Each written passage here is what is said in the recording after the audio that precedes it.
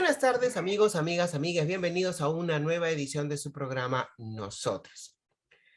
Hace un tiempo tuvimos en el programa la inquietud de poder averiguar cuál es la situación de la población LGBTIQ+, y especialmente la situación de la población trans en las diferentes regiones. Como todos, todas y todes sabemos, el Perú no es Lima. Y muchas veces lo que sucede lejos de la capital casi nunca se llega a saber. Entonces, para esto hemos iniciado una serie de entrevistas con activistas de las diferentes regiones del país. Hoy nos acompaña a nosotros en esta edición del programa Carol Karlovy Ríos Yaicate. Ella es activista y presidenta de la Red Trans Loreto.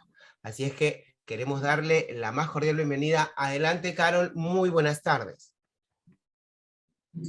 ¿Qué tal, Taira? Muy buenas tardes. Gracias por la invitación y la referencia, en todo caso, ¿no? Sobre el activismo en Loreto. Y sí, como ya mencionaste, es preciso analizar las situaciones que pasan en determinadas regiones porque nuestros contextos son diferentes, ¿no? Exacto. Nuestros contextos son diferentes y nuestras realidades también lo son. Nuestras necesidades, sobre todo, también lo son, ¿no? Sobre todo cuando sabemos que vivimos en una sociedad que es totalmente centralista, totalmente capitalista, y donde se piensa que las personas que viven en regiones, pues, es como si fueran de otro país, ¿no? Entonces, tenemos que empezar, para cambiar esa situación, empezar a visibilizar las urgencias, las necesidades y las vulneraciones que sufren las personas en regiones. Entonces, para empezar, más o menos, como para ir entrando en materia. Estamos en el segundo año de pandemia y bien sabemos que nuestra comunidad es una de las más golpeadas, pero vamos a referirnos estrictamente a desde el inicio de la pandemia del COVID. ¿Cómo está la situación de la población LGBT y también de las mujeres trans en Loreto? Sí, un poco, como dices tú, ya para entrar en el tema, ¿no? Sí, muy bien es cierto, el Estado no ha estado adaptado para atender las necesidades de la población LGTB, más aún si es una mujer trans, ¿no?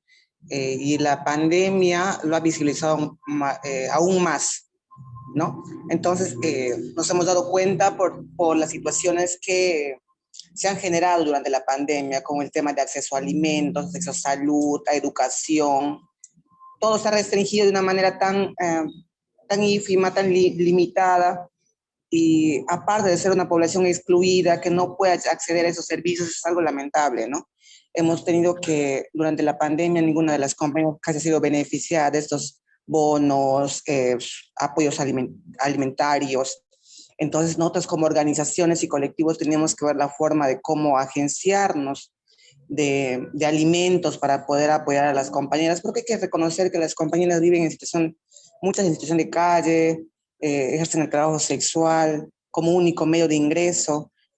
Entonces, al haber muchas restricciones para salir a las calles, ¿no? Por la pandemia, las compañeras no podían trabajar, muchas han sido echadas de sus cuartos, hemos tenido que crear espacios en casas de compañeras para que las puedan tener y acoger, crear ollas comunes para las compañeras. Es realmente triste, ¿no? Triste porque no solamente es eso, es un escenario que quizás el Estado nos va asesinando lentamente, ¿no? Pero hemos tenido otros escenarios también de asesinatos de compañeras trans durante la pandemia, porque el encierro ha aflorado muchas emociones, muchos problemas de salud mental del entorno, de las compañeras trans y del entorno en el cual viven. Entonces, creo que esto el Estado nunca se ha previsto, ¿no? Si el tema de salud mental no está muy trabajado en el país, mucho menos en nuestras poblaciones. Entonces, todo eso hemos tenido que cubrir y lamentablemente nosotras hemos hecho algunas recomendaciones al Estado, en este caso a las direcciones de salud, para generar mecanismos que puedan permitir que las mujeres trans no dejen los servicios, ¿no? en realidad no déjenos el tratamiento, porque imagínate que nos encontramos en la pandemia y al mismo tiempo no puedes recibir medicación. Es totalmente difícil, ¿no? Claro, claro, es totalmente difícil. Y, o sea, al parecer, esto que tú me cuentas es una realidad que se repite, ¿no? Porque aquí en Lima también tuvimos cuestiones muy similares, sobre todo con las compañeras que hacen trabajo sexual, ¿no? Que son compañeras que viven del día a día, el día que no se produce, ese día posiblemente no se consigan alimentos, el día que no se produce posiblemente no se pague el alquiler, porque aquí en Lima hay algunas zonas donde a las chicas se les cobra el alquiler a diario, y si una chica no consigue la tarifa Así es. diaria, pues ese día duerme en la calle, ¿no? Y si no lo consigue por varios días, pues es lanzada de su domicilio, como bien tú lo dices, en regiones. O sea, que es una realidad que se repite, es una constante que se repite en varias regiones del país. Ahora, estamos hablando un poco, me estabas comentando del tema social. ¿Cómo es que ustedes se han organizado para esto que me decías de las casas de acogida y de las ollas comunes? ¿Ha habido alguna autoridad que les esté colaborando o es enteramente entre ustedes, entre la solidaridad de las mujeres trans, como han venido subsistiendo en esta pandemia?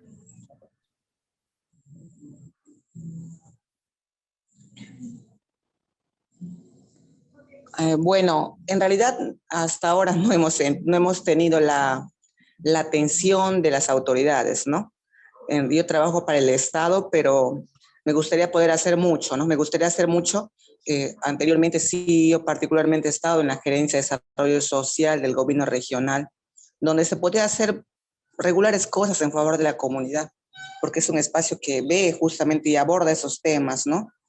Eh, un poquito para retroceder, en 2016 la región aprobó mediante ordenanza regional el Plan Regional contra la Discriminación por orientación sexual e identidad de género, ¿no? El primer plan a nivel del país. Entonces, gracias a la gestión de compañeros que están dentro de las instituciones, en este caso yo también estaba dentro de la institución y podemos lograr esto. Pero lamentablemente solo queda en papel, ¿no? Mientras no se haga el seguimiento y el acompañamiento a estos procesos. Y visto desde esa manera, eh, se ha cambiado de escenario político, nueva gestión ha entrado y tiene una mirada diferente, una mirada más conservadora, donde la prioridad no es nuestro colectivo, ¿no? Entonces, por esa parte, seguimos teniendo muchas falencias y sí, la única institución que nos ha venido apoyando es la Red Trans Perú y a través de HF, que es un cooperante, ¿no? No es en realidad el Estado quien nos ha visto en sí, porque en realidad nosotras avisoramos como que el Estado, creo que esta pandemia les ha servido de mucho, porque las compañeras, muchas ya no están, ¿no? Entonces ha sido una especie de sobrevivencia, ¿no? Quienes sobreviven, los más fuertes sobreviven, los que tienen mayor recursos. Entonces, visto de esa manera, particularmente nosotros nos hemos visto muy afectadas, ¿no? Como yo te comenté, ha habido dos asesinatos de compañeras trans acá en Quitos durante el tiempo de la pandemia, en el mes de mayo, y muchos que Mayo, vivimos perdón, ¿mayo de solas. este año o mayo del año pasado? De este año, mayo de este año. Uh-huh. Las dos del mismo mes. Entonces, entre muchas compañeras que vivimos solas, no vivimos en familias por el estigma, la discriminación que pasamos, porque tenemos que salir de nuestras zonas de origen, porque no es como tú mencionas, no es como Lima, la vida es diferente, ¿no? Hay que reconocerlo. En cambio, muchas compañeras, las que ejercen el trabajo sexual, generalmente tienden a migrar, ¿no? Son de chicas de pueblos originarios. Yo en este caso, por ejemplo, me vine de la ciudad de Nauta, que está a 2 horas de Iquitos, que es una comunidad mestiza, Cocamira. Entonces, yo me crié ahí y una zona muy conservadora en realidad, ¿no? Entonces, muchos, como mi caso, quizás no soy el emblema del colectivo, pero hay muchas compañeras que vienen desde pueblos mucho más originarios, sin hablar el castellano, muchas, vienen, ejercen el trabajo sexual como primera medida para generar ingresos, ¿no? Entonces, eso como que las expone de sobremanera a situaciones como el VIH, el estigma, la discriminación, la violencia, y la pandemia lo que ha hecho es reforzar mucho más esos estereotipos que tiene la sociedad, ¿no? Y reforzar más la situación de vulnerabilidad. De forma concisa, se sabe, existe alguna data acerca de cuántas mujeres trans se han infectado de COVID o cuántas han fallecido de COVID durante la pandemia. ¿Existe esa cifra? No existe. No existe porque no se ha tenido una mirada diferenciada de la población, ¿no? La población se ha visto solo mujer, hombre, y obviamente a nosotros nos encasillan en la parte hombres, ¿no? Entonces, niños, niñas y adultos mayores, ¿no? Ni en el grupo vulnerable casi, porque muchas de compañeras trans que seguimos, que viven en situación de VIH, igual siguen laborando, no se les ha considerado como población de riesgo, quizás de pronto es un tema de salud, desconozco esa parte, pero esa es la situación que se ha vivido, ¿no? No hay una data exacta que diga cuántas compañeras trans se han contagiado de COVID, pero sí sabemos casos de compañeras que han tenido COVID, ¿no? Es interesante. Esto nos pone de cara a que se sigue, de hecho, no se reconoce la identidad de las mujeres trans y se les encasilla, se les clasifica dentro de una nomenclatura que no es, porque las mujeres trans no somos hombres, somos mujeres transgénero. Entonces, claro, mientras no se reconozca esta identidad, pues de hecho todo lo demás siempre va a pasar, como se dice, por debajo del agua. Otra pregunta puntual. ¿Se sabe de casos de discriminación a mujeres trans o población LGBT en los centros de salud durante la pandemia? No hablemos exclusivamente de COVID, sino que por su naturaleza. Alguna compañera ha sido discriminada, se le ha prohibido el ingreso a algún centro de salud, se le ha negado atención, tratamiento, medicación. ¿Han habido casos de estos? En realidad, muchas compañeras han optado por no ir a los establecimientos de salud durante el tiempo de la pandemia, ¿no? Muchas, la gran mayoría. Ahora, hace poco nada más las compañeras están yendo, pero por el tema de hormonización. Pero durante el tiempo de la pandemia no se estaba atendiendo, ¿no? No quiero pecar de atrevida, pero había un tiempo en el cual presionábamos mucho por el tema de la hormonización, por ejemplo, como gancho para que las poblaciones trans puedan ir a los establecimientos de salud a hacer uso, pero a tanta exigencia con los coordinadores de las estrategias sanitarias que impulsen el tema de las hormonas, porque ellas iban a vencer, y no se daba a la población. A ver, aparte de eso, que el permíteme trámite es interrumpirte muy un momento. engorroso. Permíteme interrumpirte un momento. Okay. Me estás contando de que, a ver, la norma técnica para hormonización en mujeres trans salió en el 2016.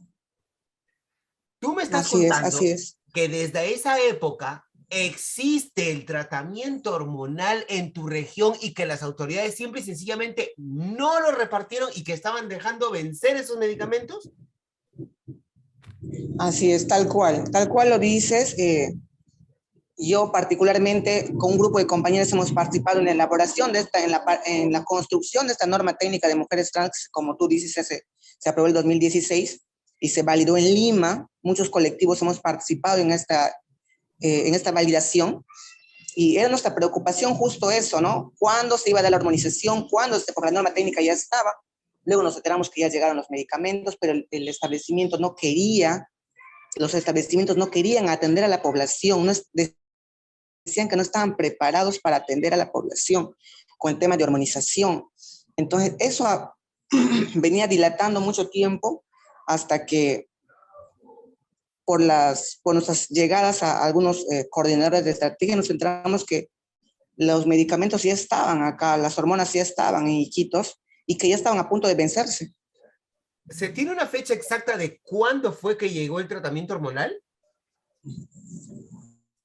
Si no tuviera, no podría decirte cuándo llegó exactamente, Ya, te lo pero pregunto creo que fue el porque todo 2019. esto podría dar, todos estos datos podrían formar un expediente para una denuncia penal, porque eso Bueno, sí, es, sí, en es, realidad sí. es dinero del Estado que a la larga es dinero de todos, todas y todos los peruanos,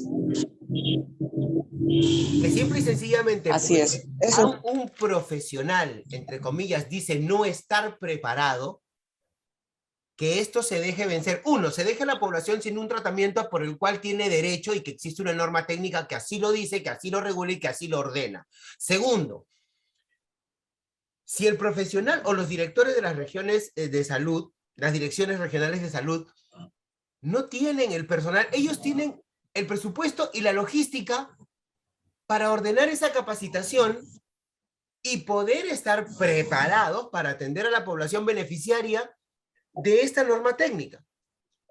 Entonces, parece que más que no estar preparados era falta de voluntad. eso más que todo porque cuando se inició lo de la norma técnica, habían profesionales de salud que habían asistido desde la ciudad. Es decir, hay dinero que se ha invertido con profesionales para saber cómo iban a tener esta población, cuánto de medicación se iba a dar, y no había la limitación que tenía que ser médico, podía ser un obstetra con conocimientos. Entonces, no había esa limitancia. Entonces, pero esos profesionales llegaron, la Dirección Regional de Salud no hizo la réplica necesaria en el establecimiento donde se quería, porque hay que reconocer también algo, estructuralmente no estaban ni preparados, a pesar de la norma técnica. Es como que han creado una norma técnica al vacío, ¿no? Vamos experimentando vamos viendo cómo se da en el proceso. Entonces, primero dijeron que lo iban a dar en los CERITs y las UAMs. Luego dijeron que no, porque las referencias están en los hospitales. No sabían cómo hacer la referencia, es decir, ¿no? Porque solamente los hospitales pueden hacer esta referencia. Las UAMs y los CERIS no lo pueden hacer, en este caso de hormonización, porque no es un tema VIH, no es un tema urgente, algo así. Entonces tenían que ver cómo amarrarlo, no sabían cómo hacerlo. Hasta que de tanta insistencia lograron hacerlo a través del Hospital Iquitos con un profesional que no había llevado el curso en realidad, pero tenía la voluntad por lo menos. Entonces se inició con él, pero otro trámite burocrático tremendo porque hay que pasar consulta, hay que sacar la cita y en realidad no era nada fácil para las compañeras. Carol, la norma técnica es un documento que, si mal no recuerdo, tiene 60 páginas. Y en esa norma técnica está explicado a detalle cómo es que se tiene que implementar. O sea, el que tenía la responsabilidad, lo que tenía que hacer era sentarse en su casita, leer la norma técnica y seguir el protocolo que esta decía. Porque, como tú bien lo dices, está desde los antecedentes, la fundamentación, la importancia, el por qué se tenía que implementar esa norma técnica. Y también habían otros criterios, como por ejemplo capacitar al personal para evitar la discriminación a las mujeres trans, para que tengan un trato en femenino desde el profesional de salud hasta el personal de recepción. Y en otras agendas, perdón, está Así es, tal inclusive cual lo dices. Y la disculpa que te corte posología. también acá. Claro, inclusive está la posología y cómo decirle a la gente, o sea, te explicaba qué tipo de medicamento y en qué cantidades se tenía que administrar. O sea, estaba todo al detalle, desmenuzado, como para que un niño de 8 años lo entienda. Entonces, sigo cayendo en la cuenta de que no ha habido voluntad política, no ha habido voluntad social, así es, no ha habido sin voluntad duda, algo que mencionas profesional. es sumamente importante porque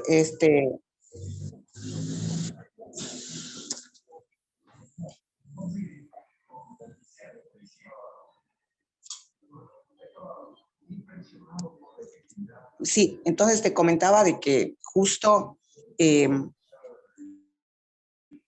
esta es una de las regiones que durante esta gestión ha generado más cambios de coordinadores de estrategia que ninguna otra, creo yo.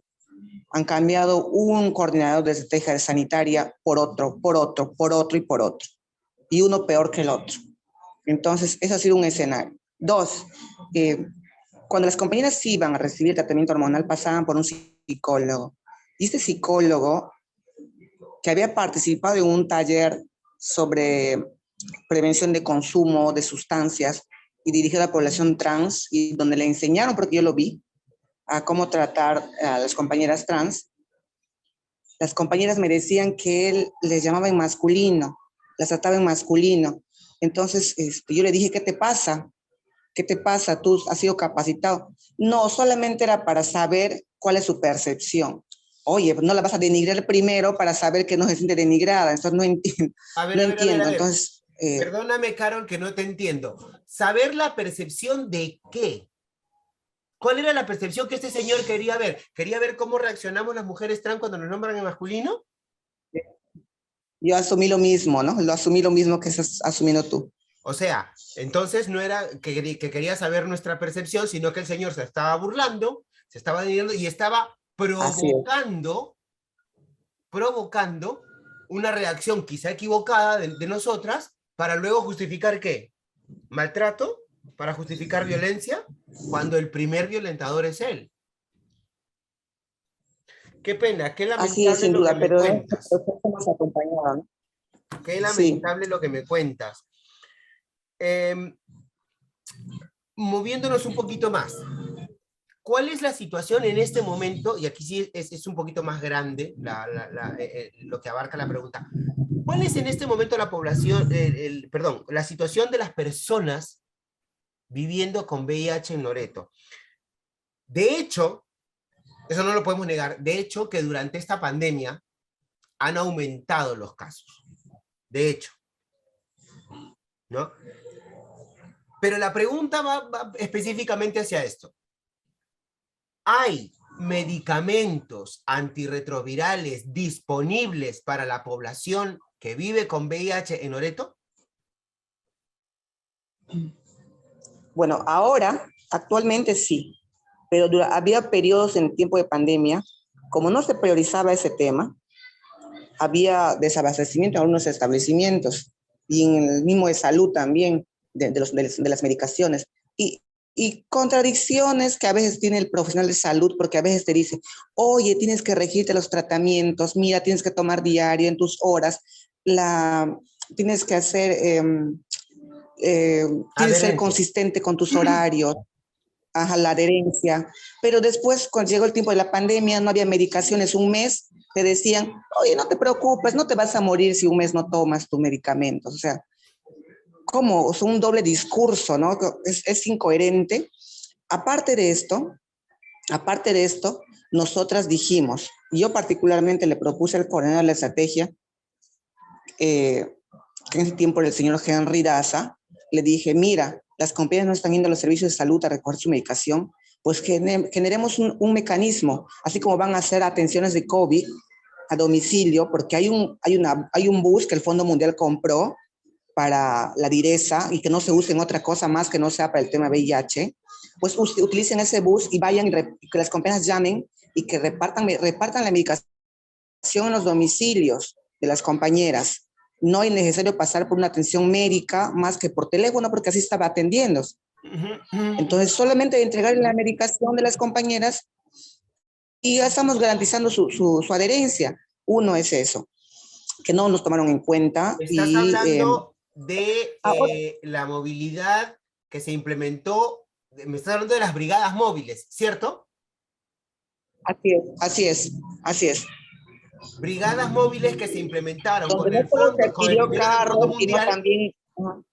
que disponía inclusive, si no me equivoco, de una partida de dinero para que sea la propia población quienes integraran esas brigadas y que estas personas recibieran, no vamos a decir así, un sueldo enorme, pero que tuvieran una retribución por el tiempo que se estaban dedicando a laborar dentro de estas brigadas. Estoy en lo cierto, ¿verdad? Así es, así es. ¿Y qué pasó con las brigadas? Así es. ¿Están funcionando? En realidad terminó, bueno, en la actualidad la Dirección Regional de Salud asumió una parte, ¿no? Asumió una parte, las compañías reciben una movilidad de 400 soles, creo que ahora subió a 500, Pero hay un tema muy particular acá, ¿no? Para mí particularmente, yo he sido monitora, he sido promotora de salud en mis inicios. Entonces, ver cómo algunos profesionales de salud, que son ahora coordinadores de estrategia, en este caso voy a decir la estrategia de VIH, con la doctora Robert, que está encargado, destina, las compañeras no son pagadas, no tienen un sueldo, lo que reciben es una movilidad. Entonces, por esta movilidad tú no le vas a exigir a una persona de la población que aparte de estar haciendo un trabajo voluntario, eh, orientado solamente a la prevención, al control de VIH y todo eso, que vea tema cáncer, que vea tema embarazo en adolescente, que vayan a campañas que no tienen nada que ver. Para eso tienen partidas presupuestales para cada acción y para eso ellos tienen promotores que sí reciben sueldo por el tema de prevención de embarazo en adolescente y por el tema de cáncer. Entonces, ¿para qué utilizar a las compañías? Claro, porque son mano de obra barata y como no quieren perder lo poco que están recibiendo, hay que utilizarlas. Y si no te apareces, no te doy tus 500 soles. Otro, se había quedado bien en principio de que esto, como es un trabajo voluntario, las compañías no están obligadas a tener horarios para estar fijas en un establecimiento de salud, porque no son profesionales de salud. Entonces, ellas cumplían con sus derivaciones y sus salidas y bastaba con eso. Pero hay profesionales que exigen que algunas compañías tengan horarios definidos en establecimientos de salud. Entonces, particularmente soy enemiga de todo esto, pero ya me he comprado muchos pleitos por exigir todo esto, ¿no? O sea, estaríamos entendiendo de que esto formaría parte de una política muy sutil de hostigamiento para luego hacer que las compañeras se retiren, ¿no? O tener de repente una causal, entre comillas, de despido, lo cual sería totalmente injustificado, porque como tú lo dices, esto no es un trabajo remunerado como tal, es un voluntariado al que se le aporta una movilidad, porque las personas, los promotores, las promotoras, para poder derivar, tienen que salir a buscar. Y eso genera gasto de pasajes, gasto de movilidad, genera gasto, gasto de tiempo, genera también el hecho de que la persona durante las horas que se mueve tiene que ingerir algún alimento y esto, para eso está esa retribución. Pero esto no obliga a la persona a cumplir un horario ni de 4, ni de 6, ni de 8 horas porque no está recibiendo ni siquiera el sueldo mínimo, ¿no? Entonces, aquí sí hay Así cosas que de repente sería interesante ahondar en otra entrevista y encontrar a los responsables y hacer pues que respondan por estas cosas, ¿no?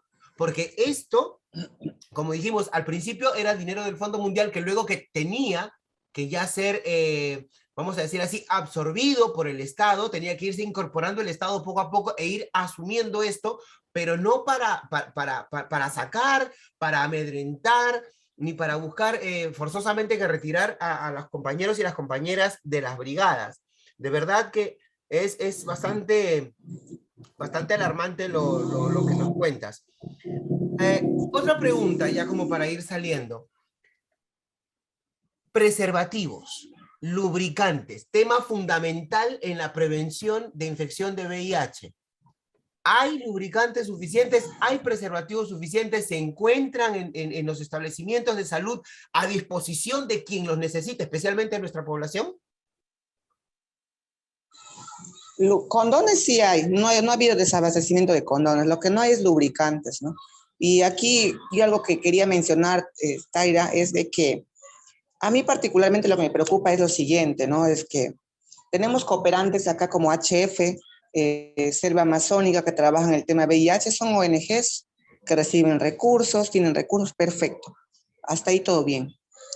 Pero ¿en qué momento el Estado va a asumir su completa responsabilidad sobre la atención en mujeres trans o en cualquier otra población?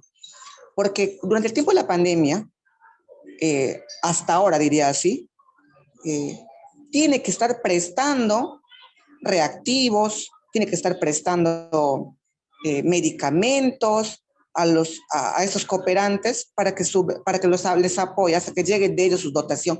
Este tema es una mala proyección de la estrategia en realidad. más que de no existir, es una mala proyección de la estrategia porque no proyecta sus necesidades a corto o largo plazo y lo que pide o solicita es medianamente para poder cubrir, ¿no? Entonces, creo que aquí, ¿qué pasaría si en caso no tuviesen esos cooperantes, no tuviéramos reactivos, no tuviéramos medicamentos, no tuviéramos condones, no tuviéramos lubricantes? Porque solo ellos dan con lubricantes. Sí, tienes mucha razón en lo que dices y yo lo he palpado de cerca. Cuando yo tuve la suerte de llegar a Iquitos, estuve en la inauguración de la sucursal de HF en Iquitos y hablé en ese entonces con el doctor Benítez, ahí mismo en Iquitos, acerca de cómo era la proyección que tenía el MINSA para trabajar con las mujeres trans, incluso mujeres trans privadas de la libertad y mujeres trans de pueblos originarios. Porque no solamente tenemos que hablar de la ciudad, de la capital, del centro, por donde se ve. Supuestamente la estrategia estaba lanzando un plan para abarcar a la mayoría, por no decir a toda la población. Y en este momento, hablando a ciencia cierta, tú y yo estamos hablando de cosas que suceden en los centros de salud de la ciudad, pero no hemos tocado el tema de mujeres trans que pueden estar privadas de la libertad y no sabemos si esas mujeres tienen COVID, si tienen acceso a condones, si tienen retrovirales, y cómo está la situación de las personas viviendo con VIH en los pueblos originarios. Tampoco estamos tocando ese tema, y eso da para mucho más.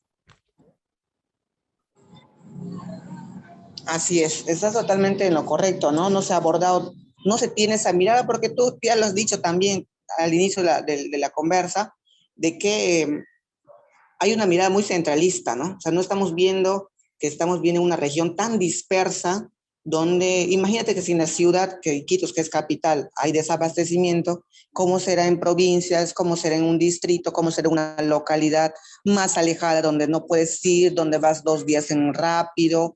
O sea, esa mirada no tiene el Estado, no tiene. Entonces, igual recuerdo también que se compró no solamente este carro, sino este minivan, sino que también, como la proyección era tener pueblos originarios, como tú lo habías mencionado, pero no estaba orientado a nuestra población, sino a población general, pero de pueblos originarios, se habría comprado rápido chalupas, si no me equivoco, y que se perdieron porque, si no recuerdo, habían dicho que se había sumergido o algo así, y se perdieron. O sea, para el Estado es tan fácil decir que se perdió un recurso que ha sido donado porque no les ha costado en realidad, ¿no? Claro, y en base a esa O sabe Dios cómo se ha perdido, en qué circunstancias, no lo sabemos.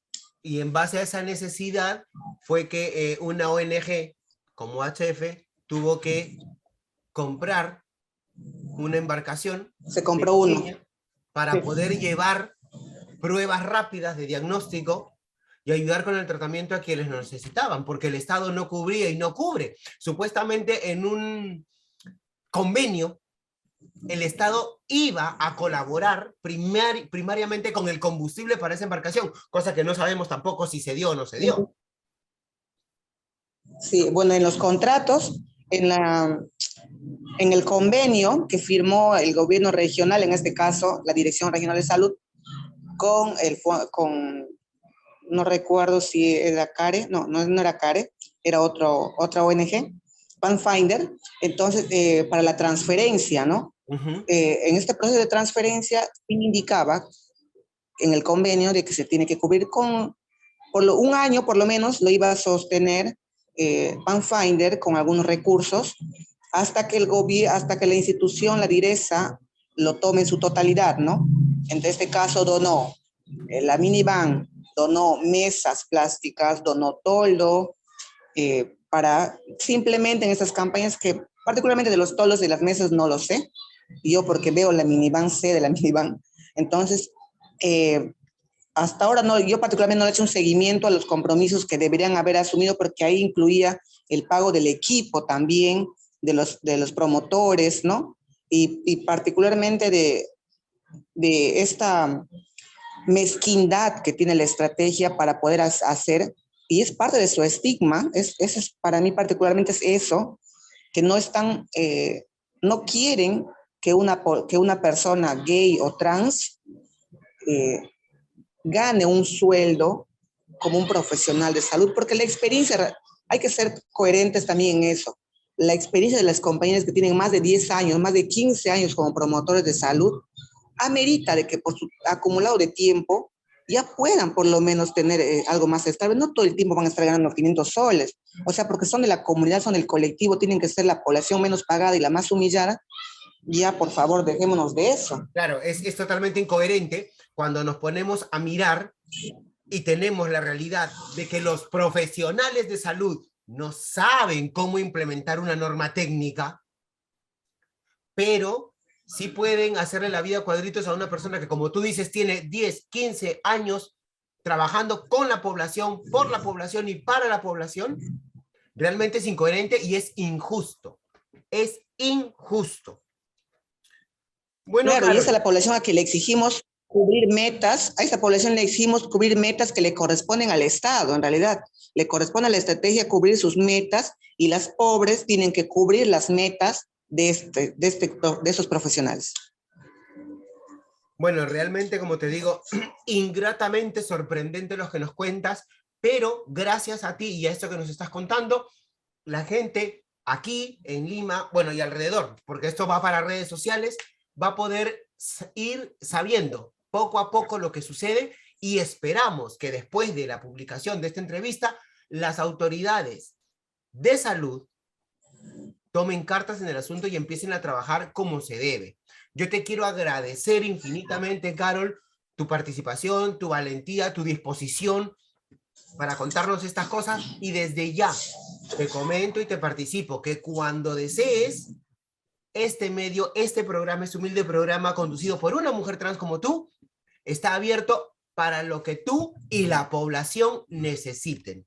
Así es que cualquier cosa que se necesite, tú nada más me avisas, coordinamos y estamos para poner estos espacios a disposición de la población. ¿Quieres decir algunas palabras finales? No sé, ¿quieres despedirte de la gente? El espacio es tuyo.